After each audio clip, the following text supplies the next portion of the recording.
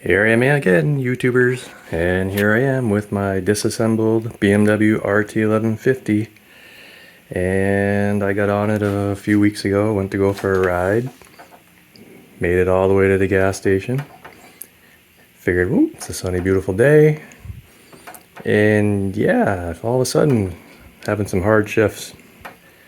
I said, what's going on? So I looked over here, I took a little peek at my little clutch reservoir, which shows full there because I just filled it and bled it a little while ago.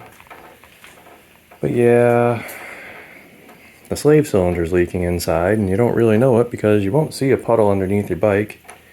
The only thing you realize is that I keep adding fluid to my clutch and it just keeps on disappearing. So I said, alright, let's look into where this little buddy is. And he's not really a buddy, he's a complete enemy. And he's way up in there behind the swing arm.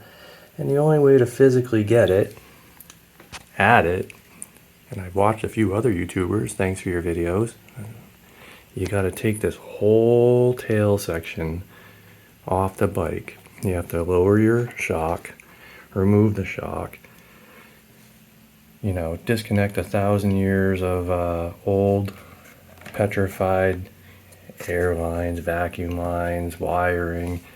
This is where I'm starting to question life's decisions, because I was looking at Honda ST1300s over this bike, and I like the way this bike rides, but I've spent way more time looking at it like this than I have looking at it from behind the windshield down the road. Yeah, and I've worked on a lot of bikes, Kawasaki's, Yamahas, Cowies. I had a Harley for a while. There's my Yamaha. And honestly, that's a 40-year-old bike that's more reliable than this thing.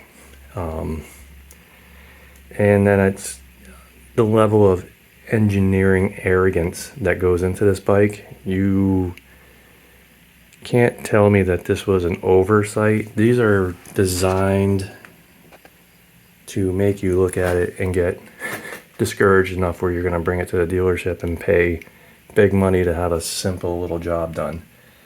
I mean, it's 3 Allen screws and a banjo bolt and a bleed job, and it shouldn't take all of disassembling the whole tail section of the bike to get to those 3 screws.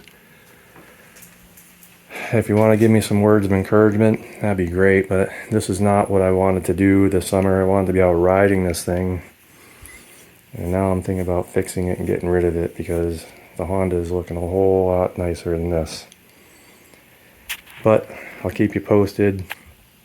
I got a lot more screws, a lot more wires, and a lot more disassembly to go before I can even get at this slave cylinder. So just wanted to keep you updated. Maybe throw your suggestions or what your opinion of the BMW world is. I mean, I really like the way the bike handles and rides. It gets great gas mileage when it's running, but working on this thing, not a fan. It's just a lot of engineering arrogance that goes into this, where there was a lot of either absent-minded just throw this thing together, or it was designed on like this to be difficult to work on purpose, so you'd have to bring it to a dealership. Well, I'm hoping to get this done and maybe get back on the road and get some fall foliage right in, because I haven't had time to ride. But this is really discouraging. Not so much of a fan. I don't know, I'm going to need some BMW salesman to start giving me a pat on the back saying this is great, this is a good idea. This is the worst clutch job I've ever seen. Or I could just get rid of the Beamer and blow the dust off of this thing, and this thing will start in 5 minutes from now. I don't know, what do you think? Go back 40 years? Or fix this thing? Have a good day, guys.